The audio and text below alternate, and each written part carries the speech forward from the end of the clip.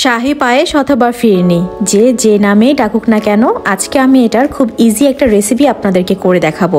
আর আমার বাড়িতে যে কোনো ওকেশনেই এই পায়েসটা আমি রান্না করে থাকি। তো চলুন শুরু করা যাক।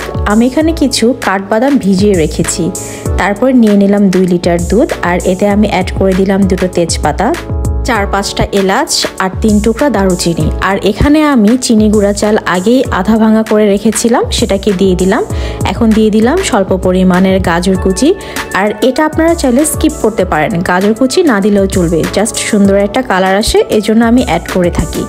আরেকটা কথা বলে রাখা ভালো, আমি কিন্তু ব্লেন্ডারের সাহায্যে আধা ভাঙা করে নিয়েছিলাম চালটাকে।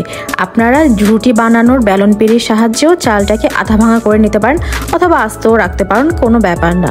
আমি এখানে চিনি অ্যাড করে দিলাম পরিমাণ মতন, আর দিয়ে দিলাম কুচি করে রাখা বাদামগুলো। এখন আমি দিয়ে দিচ্ছি কয়েক ফোঁটা কেওড়া জল আর 1 চা চামচ গাওয়া ঘি।